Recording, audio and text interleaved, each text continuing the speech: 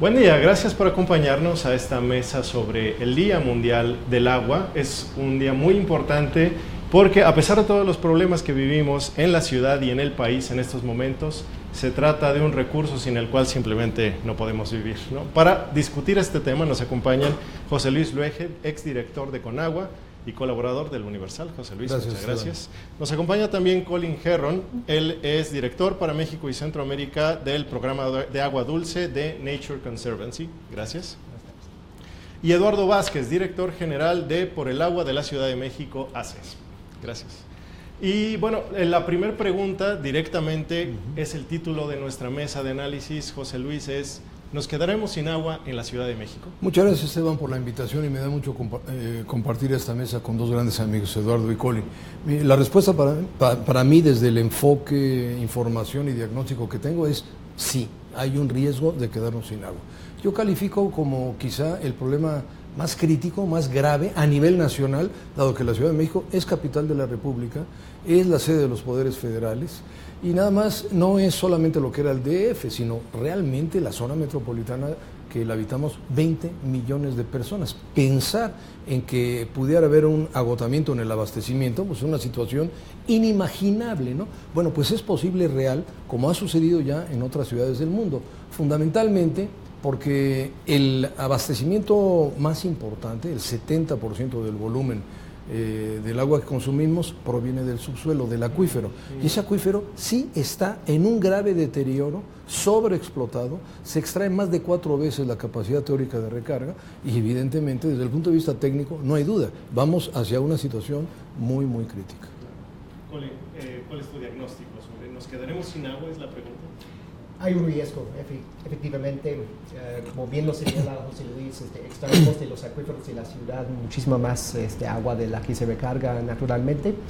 Yo siempre comparo eso a una cuenta bancaria en que uno está gastando más de lo que uno gana, ¿no? En algún momento, pues el banco... Ahorita estamos usando la misma alegoría, en este momento estamos usando la tarjeta de crédito, ¿no? Ya exactamente. No estamos con la de débito. Y en algún momento, no sabemos exactamente en cuánto tiempo, ¿no? Pero sí el banco nos va a pedir cuentas, ¿no?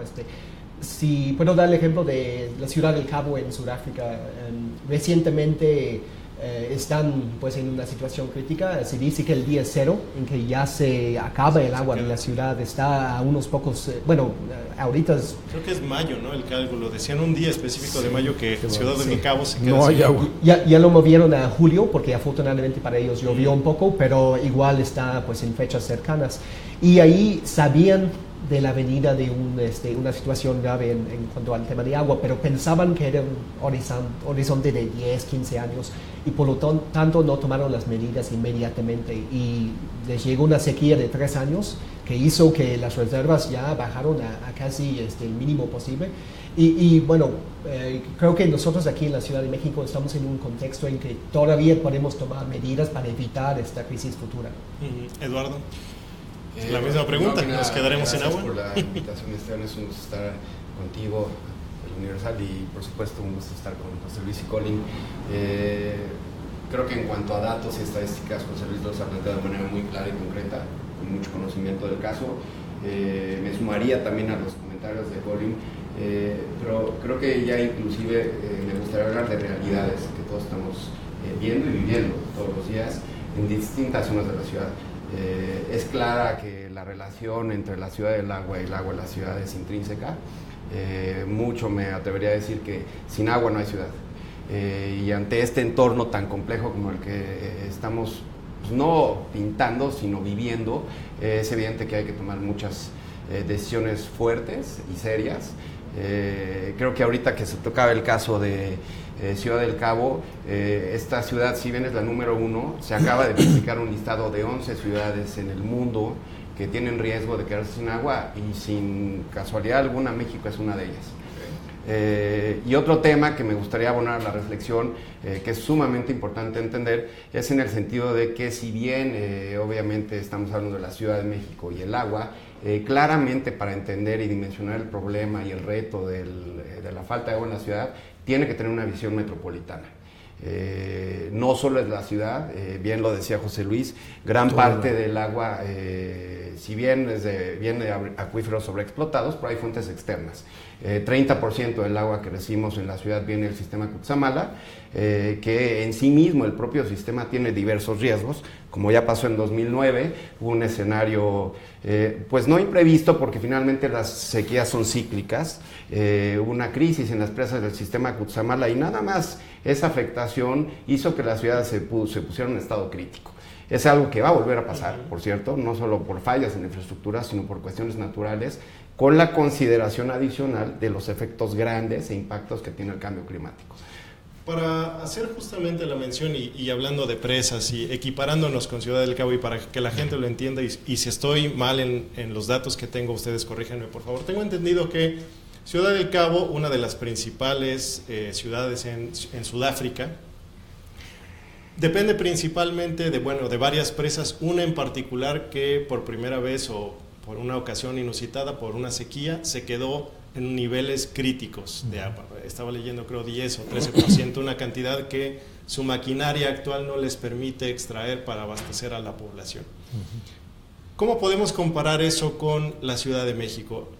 La gente que sabrá algo de cómo es en la Ciudad de México dirá, bueno, nosotros no dependemos tanto de presas, sino del agua que está abajo, entonces no nos va a pasar que por un año inusitado de sequía de pronto nos quedemos sin agua. ¿Qué podría pasar algo como en Ciudad del Cabo? Porque, digamos, como en la Ciudad de México se ha mencionado desde hace años, quizá que se van a quedar sin agua. Pero nos podemos enfrentar de pronto a que 2019, 2020, cuando menos lo esperamos, porque algo suceda, estamos con que en unos meses la Ciudad de México ya no va a tener agua. Pues si me lo permite, mira, yo creo que el problema de la Ciudad de México es de mucho mayor riesgo, incluso, que Ciudad del Cabo, porque es un problema oculto. Políticamente es un problema del que se habla poco, del que no se da la dimensión de gravedad que realmente vemos desde el punto de vista técnico. Todo el mundo dice, bueno, pero ¿cuánto tiempo? ¿Cuántos meses o cuántos años me das? Y como dice Colin, es difícil de decirlo. Muchas ciudades capitales importantes, las principales fuentes son superficiales, presas, ríos, potabilización de agua de mar, etcétera, ¿no? En el caso de la Ciudad de México, digamos, nuestro mayor abastecimiento es subterráneo, no lo vemos. Cuando bajan las presas de Cutzamala, pues tienes el nivel de la presa y te das cuenta, igual que en Ciudad del Cabo, pues ya nos quedamos sin agua. Pero ¿y quién ve el acuífero? Exactamente. Cuando dicen está muy bajo, ahora vamos así es. Pero nadie ve el acuífero. Pero el problema del acuífero es mucho peor, precisamente por lo mismo, ¿no? Vemos, digamos, las consecuencias, lo que sufrimos en el sismo de septiembre, los hundimientos, la fragilidad de las arcillas, los problemas que estamos viendo de carácter de infraestructura sumamente serios, son también consecuencia de la sobreexplotación. Pero el mayor problema es que el acuífero, que es, digamos, el agua en la zona permeable del subsuelo, también tiene... O sea, para que entienda la gente, es lo que el agua de lluvia filtra de nuevo hacia el agua que está en el subsuelo. Digamos que la cisterna de donde nos abastecemos se recarga de las áreas verdes que son permeables y, digamos, va subiendo el nivel del acuífero, cosa que ya no sucede en el acuífero de la Ciudad de México. Va bajando y bajando, y hoy hay pozos de extracción de más de 300, algunos de 400 metros de profundidad. Nada más que esa cisterna también tiene fondo. No es infinita. Y ese fondo, que los geólogos lo establecen en un cierto nivel, cerca de los 900 metros, lo que se llama el acuitardo, pues te indica que te estás agotando en la cisterna. Entonces yo creo que es peor o de mayor riesgo este problema. Sí, si me permiten abonar a lo que bien señala José Luis, el suelo de conservación de la Ciudad de México es un área de 87,000 hectáreas, más o menos la mitad de la superficie de la ciudad propiamente es esa área, lo que bien señala José Luis, y esta área está perdiendo a raíz de 200 hectáreas por año por actividades agrícolas y el crecimiento de la mancha urbana. Con esta pérdida del capital natural de la ciudad se está perdiendo también la capacidad de recarga de los acuíferos correspondiente, y por lo tanto el problema se está agravando. No nada más es un tema serio el día de hoy, sino que ya siguiendo esta tendencia en un lapso que hay diferentes estimaciones, algunos dicen 20 años, 40, 50 y precisamente no sabemos, ¿no? Pero Cuando en una de esas llegaremos nos al fondo. encontramos que en 5 2 o en años, 10, o 3 ¿no? años. Exactamente, y el mensaje principal es que todavía estamos en tiempo de actuar y hay medidas, hay soluciones muy claras que tenemos que tomar como sociedad y justamente aquí estamos para ver cómo podemos movilizarnos conjuntamente para tomar esas medidas. Para que la gente lo entienda, poniéndolo en términos muy simples, podemos decir que cada vez menos agua de la que cae de lluvia se filtra a través de la tierra hacia nuestra gran cisterna de la que extraemos agua, Sí. y cada vez más la estamos entubando para tirarla al desagüe. Básicamente. Sí. Con 2 puntualizaciones. Cuando hablamos de cada vez, creo que habría que identificar 2 ámbitos. Uno en el ámbito urbano, donde claramente la cobertura de la infraestructura gris, la infraestructura urbana que ha desarrollado, impide que el agua permee al acuífero. Y por otro lado, en los cinturones verdes de la ciudad, donde ha habido un fenómeno grande, conocido, delicado, de deforestación, que entre otras cosas afecta la permeabilidad del suelo de conservación, como decía Colin. Es que esa es otra, no es nada más tener pasto o tierra, ¿no? Hay que tener árboles con raíces que permitan que el suelo tenga ciertas características que permitan que el agua vaya hacia esa cisterna, ¿cierto? Sí. Claro, y hay algunas herramientas, como en línea de lo que mencionaba Colin, como pudiera ser los trabajos que se pueden llevar a cabo y que de hecho estamos impulsando y llevando a cabo en suelo de conservación a través de agricultura de conservación, para cuidar la salud de los suelos, para reconvertir los cultivos, para usar menos agroquímicos, en fin, una serie de técnicas y herramientas que son estrictamente necesarias para favorecer esta recarga, que nuevamente, y coincido con lo que han señalado tanto José Luis como Colin, es muy importante para todos entender que la fuente principal de agua en la ciudad es el acuífero. Es esa cisterna, esa gran cisterna que no vemos, porque luego a veces parecería ser que la gran mayoría del agua, y se entiende por qué viene de las fuentes externas como es Cutzamala y Lerma, porque lo estamos viendo y salen muchas noticias al respecto, pero el principal problema es la sobreexplotación del acuífero, los hundimientos que genera ello y este patrón insostenible de sobreexplotación que tenemos sobre esta gran cisterna. Se me hizo una gran palabra inclusive para describir. Y luego otro elemento me parece importante para reflexionar es dimensionar el problema tan particular que tiene la Ciudad de México, hablando de Ciudad del Cabo y de las otras 11 ciudades que estamos mencionando, porque la Ciudad de México es una megaciudad y eso hace que no solo para el caso del agua, sino en general cualquier servicio público, la magnitud de los retos, ya no hablemos de los problemas, se incrementa de manera considerable. Entonces, el caso de la Ciudad de México es poco comparable al interior de la República y más bien se sube una escala de a ver qué ciudades del mundo a ese nivel tienen el nivel de problema que estamos enfrentando aquí.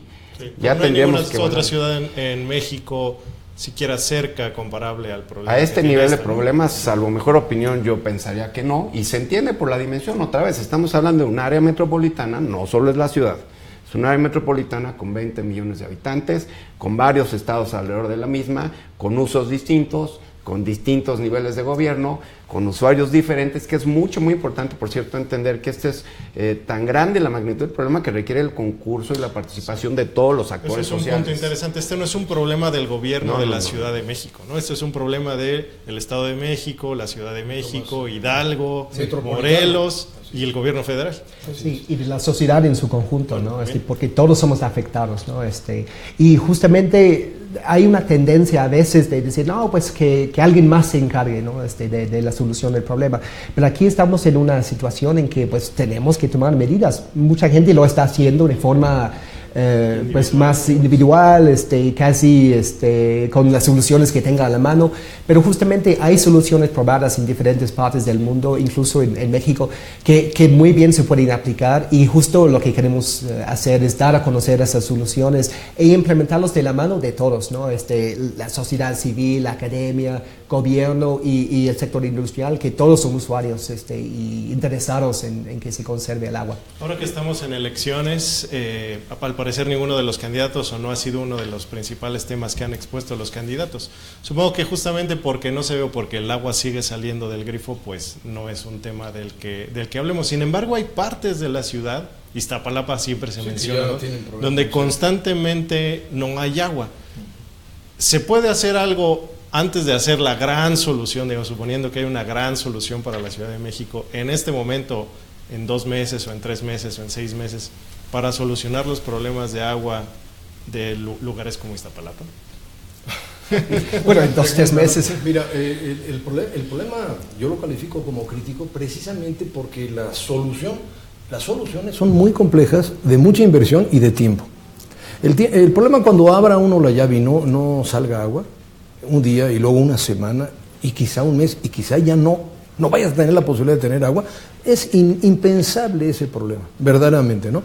Pero el problema está en el tiempo que tú requieres para lograr el reabastecimiento. Por eso es tan importante esta reflexión el día de hoy, Día Mundial del Agua, porque el problema es verdaderamente grave en función de que su solución implica tiempo e implica inversión.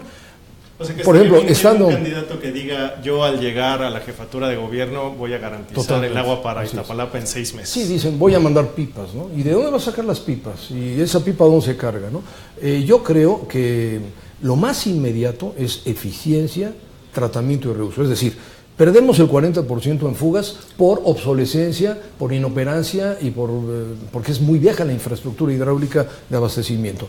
Yo creo que lo primero que tiene que hacer en políticas públicas un gobierno es reducir eso.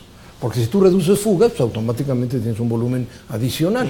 Fíjate que perdemos una cantidad pues, casi más grande de la que traemos de Cutzamala, le estamos perdiendo en fugas. Uno creería que eso es fácil de solucionar, ¿no? Nada más como en tu casa, ¿no? No es una fuga, varita. Pues digo, es latoso, pero abres, cierras la fuga y ya está. Así ¿Por qué llevamos cuántos años, quizás décadas, hablando de la enorme proporción de agua que se pierde en fugas y sigue perdiéndose? ¿Por qué no se soluciona eso? Yo creo que eso es eso es lo primero o lo más inmediato, porque lo puede resolver con inversiones que son muy fuertes, pero en un relativamente de tiempo más corto, ¿no? Cuando estuve en la Comisión Nacional del Agua, que me acompañó Colin también, y tuve mucha relación con Eduardo en el Consejo Consultivo del Agua, planteamos incluso nuevas fuentes de abastecimiento. Es decir, la Ciudad de México requiere, además de eficiencia, de racionalidad, etcétera, etcétera, requerimos nuevas fuentes de abastecimiento. Yo creo, al menos en el tiempo, en lo que vamos a un reordenamiento urbano para recuperar bosques, áreas verdes, áreas permeables, etcétera, ¿no?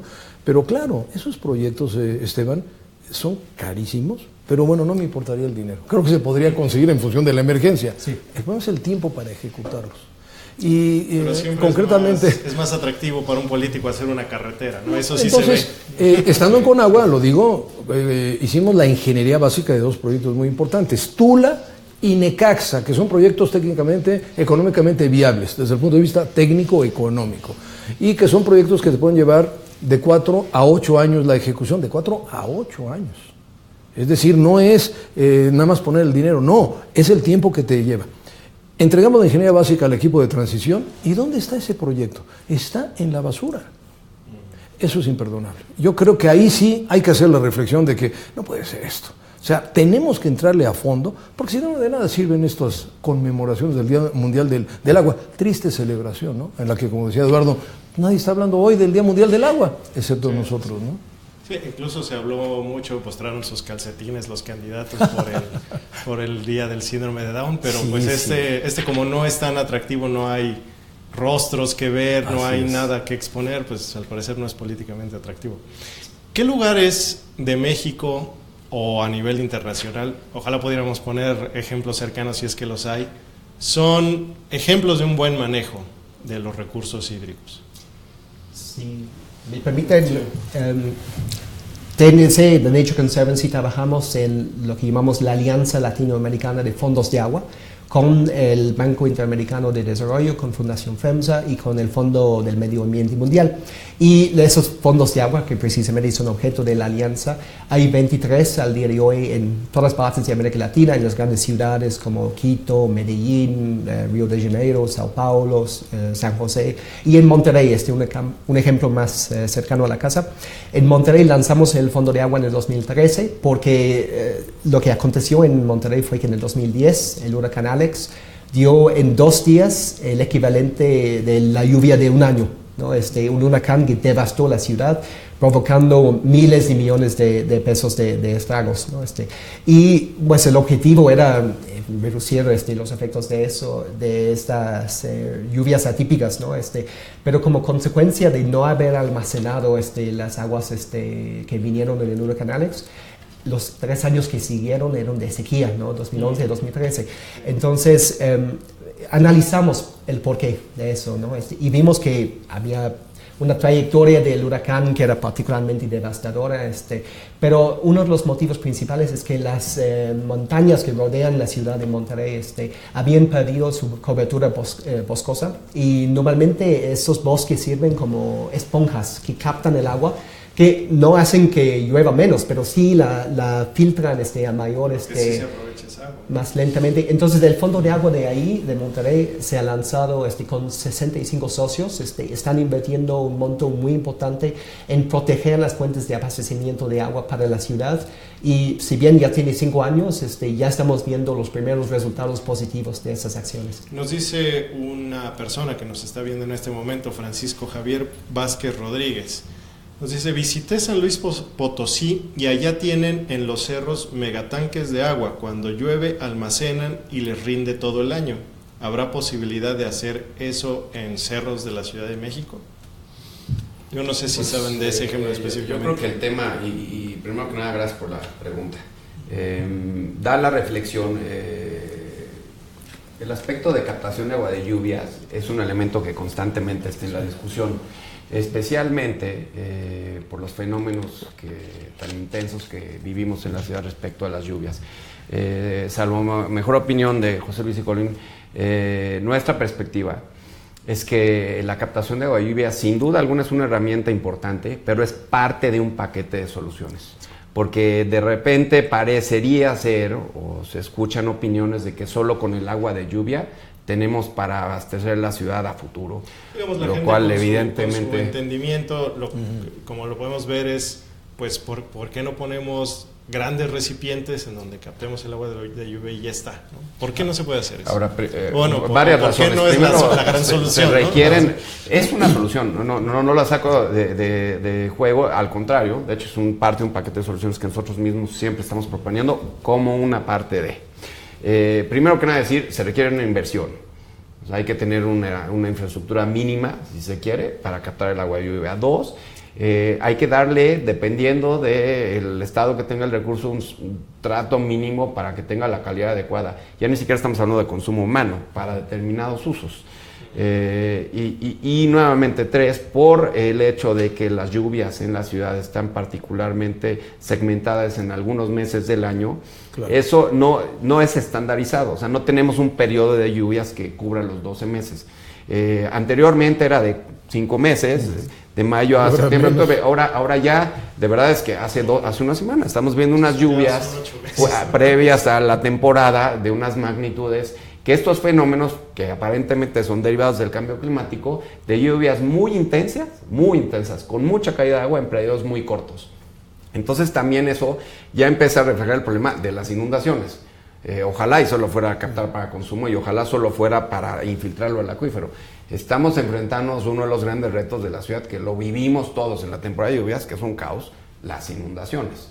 ¿No? Entonces, otra vez, creo que aquí el problema es multidimensional, es más, y sin robar mucho micrófono, sí quisiera plantear que por nuestra perspectiva hay como 5 grandes temas que tienen que ver con la sobreexplotación del acuífero, y es en respuesta a tu pregunta, de que es difícil compararnos.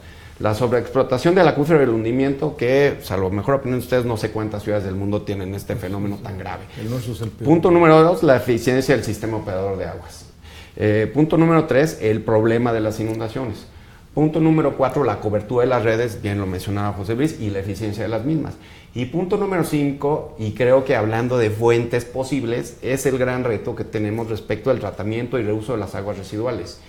Con la planta de Atotonilco se está expulsando el 85% alrededor del agua en la ciudad, cuando la propia agua residual puede ser una fuente de agua para la ciudad misma si se trata y se reusa de manera adecuada.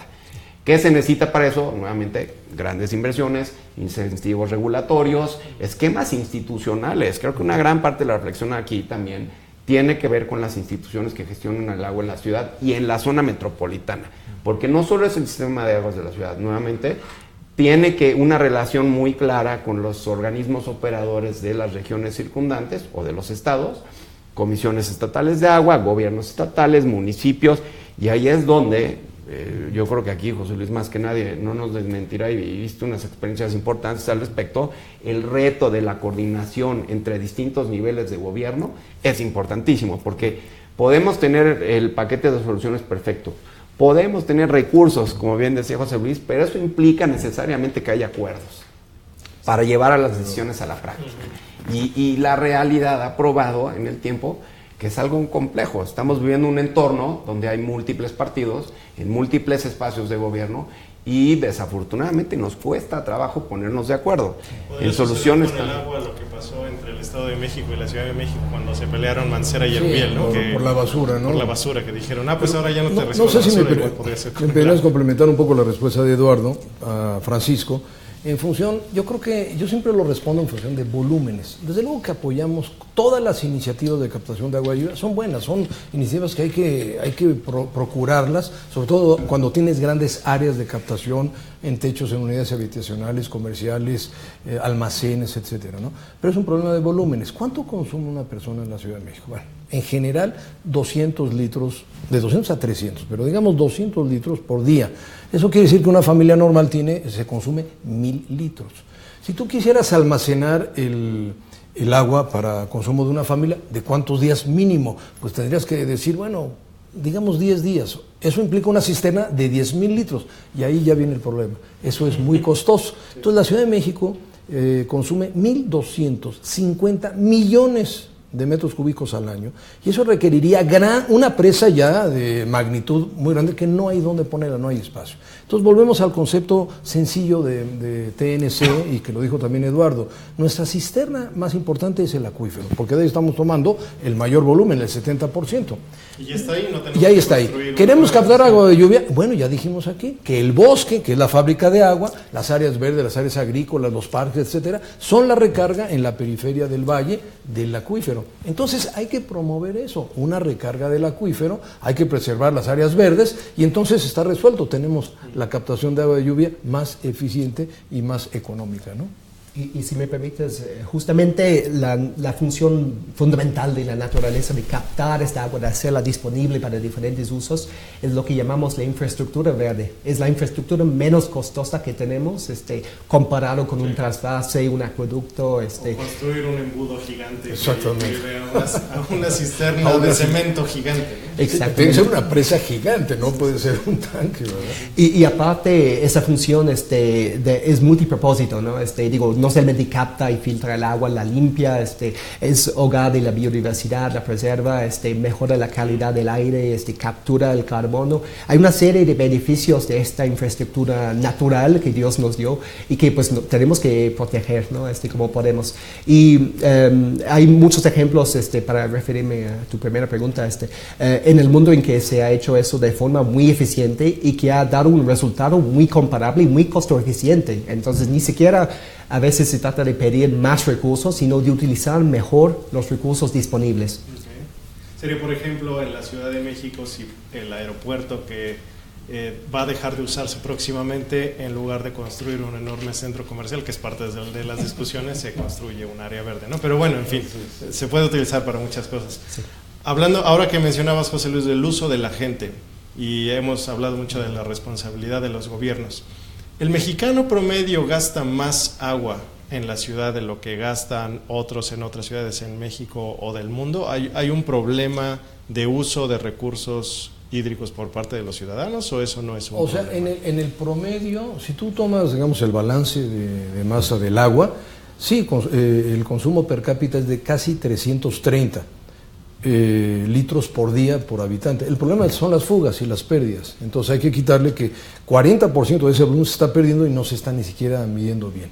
Y lo que tenemos es una tremenda disparidad. Hay zonas como Iztapalapa que probablemente estén consumiendo 15 litros o una cubeta o quizá un bote de 19 litros, y otras zonas de la ciudad donde hay consumos muy altos, de 1,200 hasta de 1,200 litros por persona por día. Entonces hay una falta de racionalidad en el uso del agua en general. Poca gente sabe lo que está consumiendo.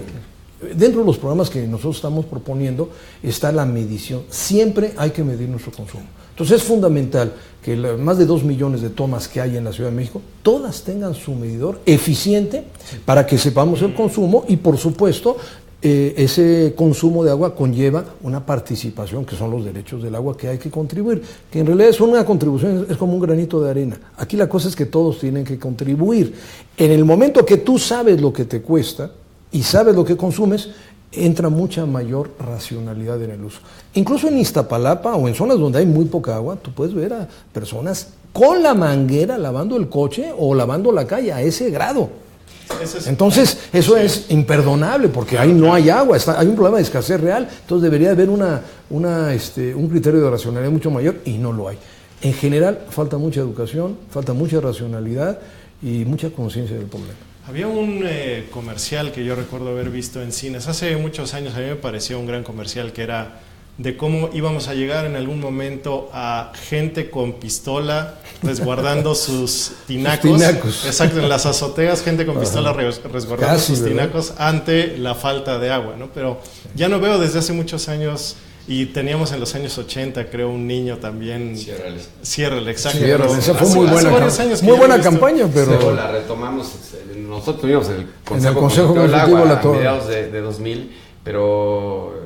La verdad es que esta sí es una opinión personal, quiero decirlo, ni siquiera a nivel institucional. No hay mejor campaña de cultura del agua que la tarifa. Sí, Bien lo acaba de decir José Luis. En la medida de que, partiendo de la base que se tiene que medir evidentemente el consumo y que estemos conscientes, primero que nada, del valor y de la importancia, el privilegio que es tener agua en todas nuestras casas.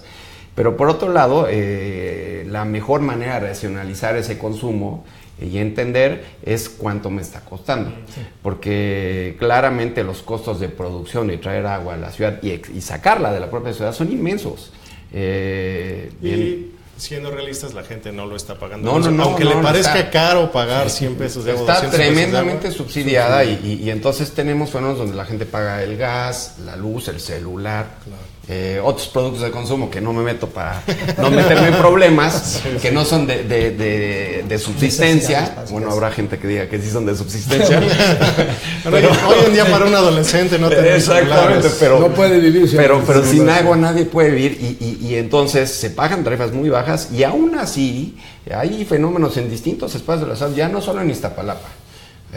Lo vimos a raíz del sismo, el área de Tláhuac, el área de Xochimilco, y hace 2 semanas había gente de zonas que uno diría, es que por allá, estaban de gente de la Roma y la Condesa protestando afuera del sistema de aguas.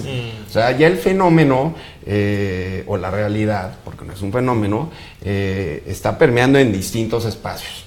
Y la gente lo está resintiendo, ¿no? Entonces, otra vez volvemos al tema, el tipo de soluciones y de decisiones difíciles que se tienen que tomar para atender un problema de la misma dificultad y dimensión.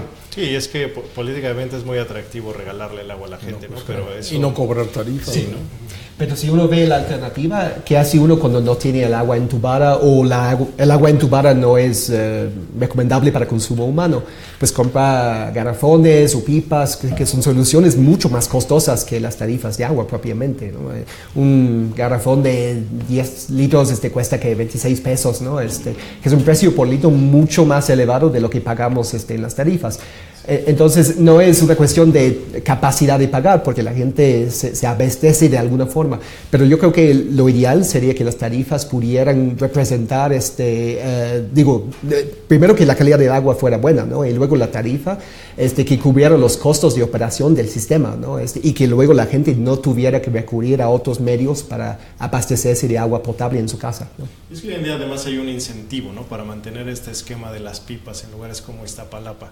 hay gente que lo controla, claro. Y entonces te dice, mira, te estoy haciendo el favor de traerte pipas a tu casa, ¿no? Porque la gente finalmente paga la pipa, y claro. La pipa es el agua más cara que se está pagando en la ciudad en este momento, pero por mucho, ¿no? Entonces tienes toda la razón, hay todo un círculo ahí de corrupción también en torno al abastecimiento de pipas, que para algunos a lo mejor es hasta de campaña, voy a llevar pipas de agua y te voy a resolver el problema. Pues claro que no están resolviendo el problema, se lo están complicando. En cuanto a qué hacer en la Ciudad de México, Monterrey podría ser un ejemplo, la creación de una empresa pública que haga esta labor que no se está haciendo actualmente, de cobrar realmente a todas las personas que están usando el servicio. Es que Monterrey es un buen ejemplo, perdón, Colin, de toda la vida. Estando yo en la Conagua, siempre fue de los organismos municipales mejor calificados.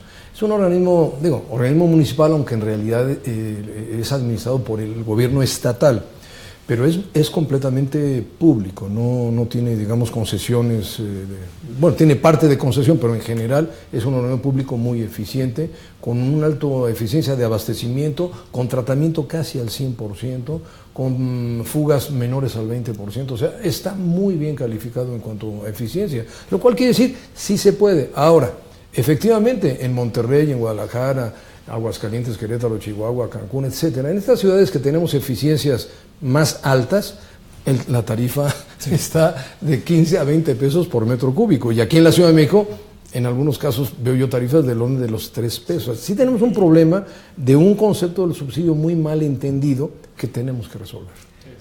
Y si me permiten, el Fondo de Agua de Monterrey es una organización independiente. En realidad es una asociación civil que agrupa a los diferentes interesados en la seguridad hídrica de Monterrey. Incluye al sector público, el gobierno federal, estatal y los gobiernos municipales, las universidades, todas públicas, privadas en Monterrey, las empresas que son usuarios de agua, la sociedad civil, que tiene mucho interés en que se resuelva el problema, incluso esfuerzos como pues, los 2 equipos de fútbol de las ciudades apoyan el Fondo de Agua.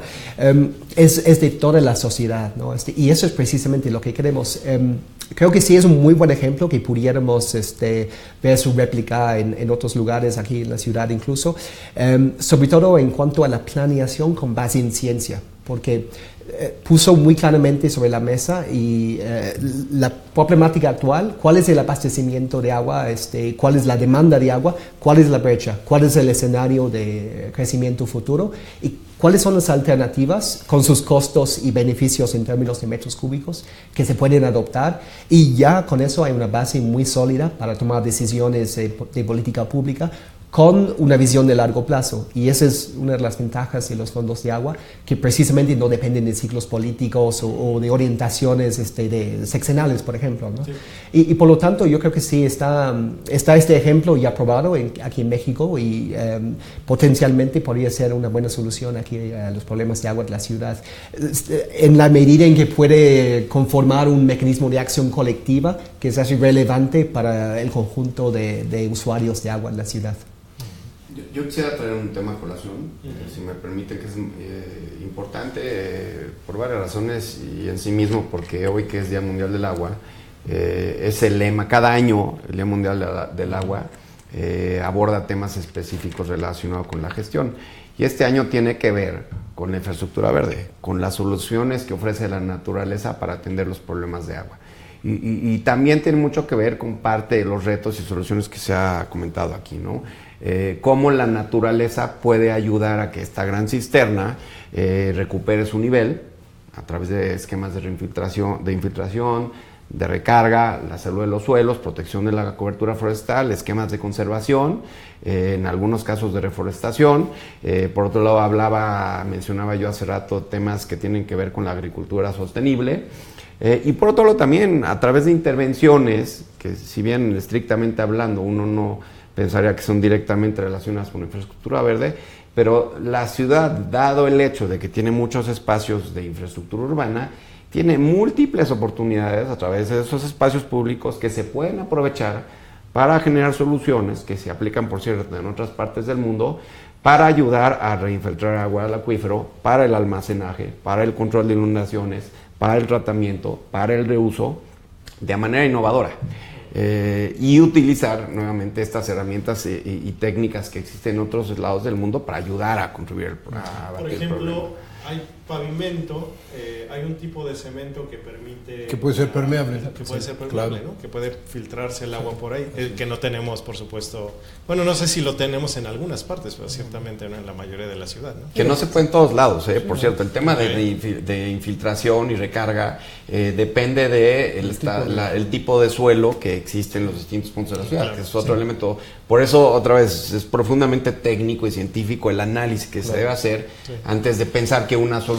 No es meter tubos hasta el acuífero. Que la mayor parte del valle es un suelo arcilloso. Tenemos una capa hasta de 90 metros de arcilla. Es un suelo impermeable. Ahí no puedes infiltrar. Pero los alrededores, de la cuenca, las laderas de las montañas, es el suelo de recarga, es el suelo permeable, la parte verde, ¿no? Claro. Por ejemplo, el Ajusco Medio fue una invasión inducida por políticos federales y locales. Eso es un crimen ecológico y además es ponerle una puntilla al acuífero, porque era una zona vital de recarga, que es toda esa zona que viene desde el Chichinautzin y también la zona del Ajusco, ¿no? Y claro, lo impermeabilizaron porque todo es asfalto y cemento. Ahí sí, como es un problema, tú no puedes, digamos, ahora reubicar a todas esas millones de personas. Quizá en un largo plazo habrá que hacer algo, pero ahorita no. ¿Qué se puede hacer? Bueno, poner suelo permeable, es decir, cambiar asfaltos, cambiar cementos, de manera que permitas infiltrar la mayor parte del agua de lluvia que se pueda, que por cierto tampoco tenía drenaje. Es decir, tienen fosas sépticas mal planificadas, mal mantenidas, y entonces se convierte peor el problema. No infiltras agua de lluvia y estás infiltrando agua contaminada. Estás contaminando el acuífero. O sea que se complica el problema por aquí y por ese lado. Más las inundaciones que genera. Además. Porque toda la lluvia que cae allá ya no permea. Y ahora se viene las calles se convierten en avenidas. Sí. Lo que eran los ríos, Eduardo. Es resbaladillas de agua. Sí. Y sin sorpresa alguna, justamente en el área del Ajusco, en época de lluvias, toda esa zona del sur se vuelve un caos. Un metro de agua mínimo. La lancha, claro, ¿no? Sí. Porque, y justamente por eso. Así es. Por no tener esa perspectiva que lleva un elemento, y creo que de manera muy clara José Luis lo refleja, es íntimamente relacionado el tema con la planeación urbana y el ordenamiento territorial. No podemos ver nada más en temas de gestión de agua, porque de origen, por definición, es un tema y un problema que requiere una visión transversal, multidisciplinaria, y que requiere distintos esquemas de planeación que nos lleven hacia donde tenemos que llegar en términos de decisiones. Con una visión, pero de largo plazo. Sí. Porque eso no se va a resolver de un día para el otro, ¿no? Entonces tenemos que tener... Un sexenio no lo van a hacer. No. Exactamente. Aquí tienes que verlo a 30 años. Cuando estuvimos en la Conagua, que me acompañaron también en algunas partes Eduardo y Colin, planteamos la Agenda 2030. Siempre la idea es ir mucho más allá, ¿no? Ahora, en el caso de nuestra asociación, estamos planteando una agenda para la Ciudad de México de 1850, es decir, tenemos que ver el 50. Tiene que ser metropolitana. Y en el tema, digamos, ya de propuestas, que sí, efectivamente hay un enfoque muy fuerte a infraestructura, a inversión, a gestión, el tema de tarifa y cobranza, que es fundamental para poder tener los recursos, ¿verdad? Pero también todo el tema de saneamiento, que lo tenemos olvidado. Pero el tema fundamental, quiero coincidir muy bien aquí con Eduardo, es ordenamiento territorial con visión metropolitana, en donde está recuperación de bosques, de áreas verdes, etcétera, y reordenamiento. Hay zonas que hay que recuperar, no tiene remedio, ¿no? Y si no lo hacemos con visión metropolitana y de muy largo plazo, todo lo que te digan no se va a hacer. Necesitamos realmente meterle a fondo en el tema de ordenamiento ecológico territorial. Para concluir, si cada uno nos pudiera decir, la respuesta a la pregunta ¿nos quedaremos sin agua en la Ciudad de México? Es sin duda sí, ¿no? Sí, no hacemos nada. Yo en ese caso diría, hay un riesgo muy grande de que suceda. No me atrevería a afirmar personalmente de que es seguro que nos va a pasar. Lo que me queda muy claro, y a nivel organizacional nos queda muy claro, que si no tomamos las decisiones adecuadas, más temprano que tarde nos vamos a enfrentar a escenarios de crisis graves, con los problemas sociales, políticos, económicos y ambientales que va a conllevar. Pero no pudiera afirmar de manera clara ni en términos de tiempo, ni si va a pasar. En realidad estamos aquí conversando para que no pase. Claro. Y si bien el problema es grande, todavía hay una oportunidad inmensa para... Ahora, si nos pudiera decir cada uno de ustedes, para concluir esta mesa, en lo más corto que se pueda, 1 o 2 minutos, concretamente, ¿qué es lo que hay que hacer? Yo sé que hay un millón de cosas que hacer, pero sí, para que la gente se quede con el mensaje final de qué es lo que hay que hacer. Eduardo. Gracias. Y nuevamente gracias por compartir el espacio y la invitación. Yo entonces me concentraría en un punto fundamental que tiene que ver con el balance hídrico y tiene que ver con combatir la sobreexplotación del acuífero, que es nuestra fuente primera de agua, que por supuesto ello implica una serie de decisiones múltiples en otros ámbitos. Pero claramente el principal problema en nuestra perspectiva de la ciudad y del área metropolitana se refleja en la sobreexplotación del acuífero, que está generando todos estos fenómenos alrededor que va a requerir intervenciones institucionales, económicas, sociales, de planeación y de política pública, de regulación, pero todas orientadas hacia él. Pues yo diría, y hoy el Día Mundial del Agua, el lema es la respuesta está en la naturaleza. Y creo que las Naciones Unidas, que cada año definen el lema, pues nos están dando la respuesta de alguna forma. Tenemos que cuidar la naturaleza y los múltiples servicios que nos brinda como sociedad. Si no, no hay agua que alcance, ¿no? Entonces, mi propuesta sería sumarnos a esquemas existentes de recuperación y de conservación, es decir, de evitar la pérdida de más hectáreas en las áreas de recarga de los acuíferos de la ciudad de manera prioritaria y apartidista y con una visión de largo plazo. José Luis. O sea, el perder el abastecimiento de agua es un riesgo real. Así lo tenemos que tomar. No es una posición, digamos, apocalíptica o fatalista, ¿no? Es objetiva en función de los datos técnicos, científicos con los que contamos. Y esto es precisamente para lo que estamos haciendo el día de hoy, generar conciencia en que se tiene que hacer un cambio radical en la política de gestión del agua en la zona metropolitana de la Ciudad de México, que yo lo repito, desde mi punto de vista tiene que ser metropolitana, tiene que ser de muy largo plazo, tiene que ir enfocada al ordenamiento ecológico territorial. ¿Y qué quiere decir eso? Que los desarrollos urbanos, municipales, estatales y de las próximas alcaldías tienen que estar acordes a ese ordenamiento ecológico territorial. El problema del aeropuerto no es el aeropuerto, no es el tema del aeropuerto, es cómo está el ordenamiento ecológico regional de la zona del aeropuerto y cómo van a crecer en los desarrollos inmobiliarios en torno a, ¿no? O sea, es un problema mucho más grave. Necesitamos mucha inversión, mucha infraestructura, necesitamos mucha conciencia de participación de todos los sectores y de toda la ciudadanía para un uso racional del agua, para cuidar el agua como un tesoro verdaderamente y que logremos garantizar la viabilidad de esta ciudad capital. Y finalmente yo diría, se requiere una competencia en todos los órdenes de gobierno, porque claro, aquí también hubo un cambio constitucional para la Ciudad de México y una visión completamente distinta de la federación hacia la Ciudad de México, lo cual está mal. Cuando existió la DGSOH, que tuve oportunidad de conocerla hace muchos años, que era un organismo metropolitano, y luego vinieron los cambios constitucionales para la Ciudad de México y se cometió un error muy grave. Tenemos que volver al esquema metropolitano, tenemos que volver a la participación federal, porque aquí está la sede de los poderes federales, nada más. Y yo diría que hoy sea un día de cambio, de que logremos un cambio fuerte en la política del agua. Muy bien, muchas gracias, José Al Luis. contrario, muchas gracias, Colin. Gracias, Eduardo. Gracias, muchas Eduardo. gracias a ustedes por acompañarnos. Quédense con nosotros, seguiremos hablando de este tema del agua en la cobertura diaria del Universal y por supuesto regresaremos a este tema en próximos días. Gracias.